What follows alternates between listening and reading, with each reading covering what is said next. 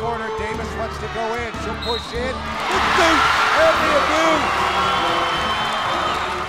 Well, we're back for another week here on ISPN.TV and CET Sports with our 5A boys and girls top 10s. Welcome back, everybody. Along with Marty Cesario, I'm Brian Roth. And another busy week of high school basketball and a lot of movement in both the boys and the girls top 10s. Let's get right to it.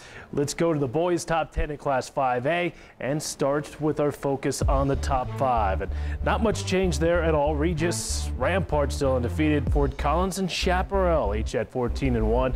And then Fountain Fort Carson sitting at 12-2. So Marty, a couple of Colorado Springs Metro League teams in that top 5. Yeah, Chris Davis and the Trojans at Fountain Fort Carson, they make the jump back up in the top 5. I'm watching the Rampart Rams, still very impressed. They're undefeated, obviously. Coach St. Clair had kind of a test on Saturday with Palmer, you know, one of their big rivals in Colorado Springs. Had the two guards, Ruben Riggs-Russell, Devin Grant. They had some foul trouble, had to back off. But Lance Evans, Alex Killer, you know, just got them going. They eked out a 6-point victory. So they beat Palmer. That's a test. And, man, do they have a tough week ahead. You got in-league, FFC on Tuesday, Doherty, then Palmer again on Saturday. So time to step up, prove it once again this week for the Rams. That's a good Colorado Springs Metro League. We've been talking about it all season long, and those folks out there that follow 5A high school boys basketball know that that's one of the better leagues in the state of Colorado, and we're going to showcase it again. Of course, we already had Rampart taking on Doherty a little bit earlier on the season. Well, we're going to be down at Palmer High School coming up next week when they take on Fountain Fort Carson. It'll be the first time that we're able to show you each of those two teams. All right, to the rest of the top 10s, and we'll focus on 6 through 10 here, and this is where you get some shake-up. Obviously, Fountain Fort Carson moves back into that top 5. Montbello up to number 6.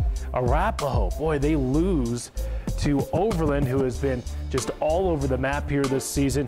They lost Overland by 2. Lincoln went to Kansas and went 1-2 in the Topeka tournament. Chatfield and Dakota Ridge. Dakota Ridge handed Chatfield a loss earlier this week, Marty. That was the game you were at and we're blogging about. In fact, you can see it in our CET blogs down to the bottom right. But your thoughts? I know Dakota Ridge isn't very big, but they can shoot it. Yeah, they absolutely can. Brandon Wilson, he just went nuts, so hit 4 3-pointers, 3 to get things going, to kind of establish, I guess, the statement that, you know what, the Eagles are here to play against those Chargers. You know, that's a neighborhood, local rivalry going on there. And then Danny DeFalco is just an amazing, smooth type of slasher guy. He can go inside, outside. Great defense, very pesky. You mentioned the size differential. Don't have a lot of big guys.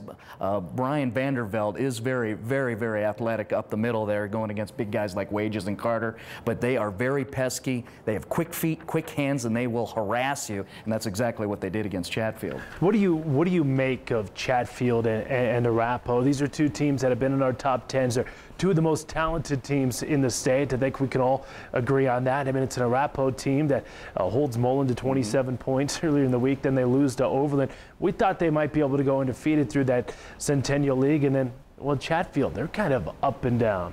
Yeah, well, starting with Chatfield, since that's who you just mentioned, they got to stay up top, and they're going to be dangerous no matter what because they've got talent, period, and they got size. You got 6'8" Wages up the middle. He's a great defender in the middle. I think, actually, the Chargers rest too much on him being in there. Nobody helps out, and all of a sudden he picks up so many fouls. He fouled out in that Dakota game a lot of times because he was bailing people out who were beaten. And then they got Jordan Carter, who's at 6'7", but he spends a lot of time on the outside. Great point guard in Dean Wright. Again, a lot of talent in that size. You still got to watch out for him. When you talk about Arapahoe, that's a system team. Coach Snyder, he's going to hold you down, and they're going to wait for their shots.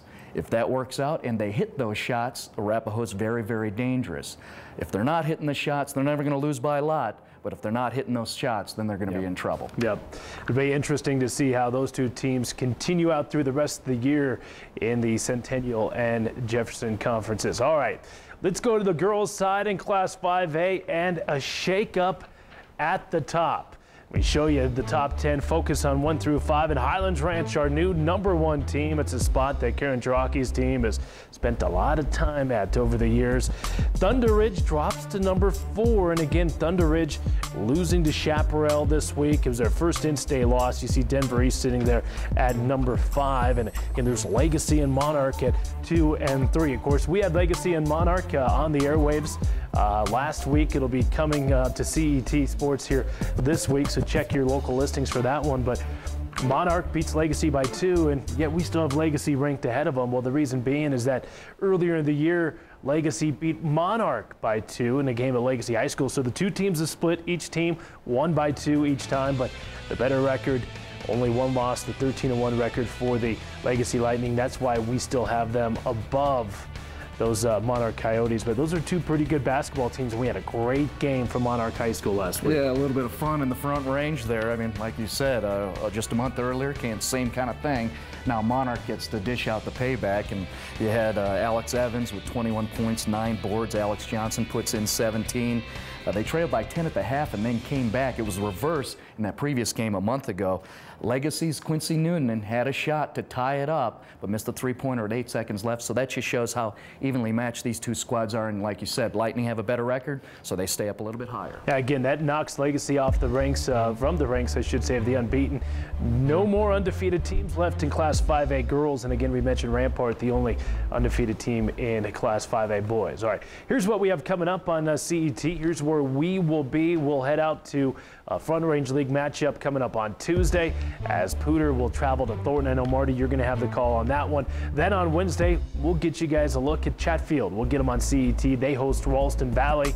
And then on Friday, it's a big one.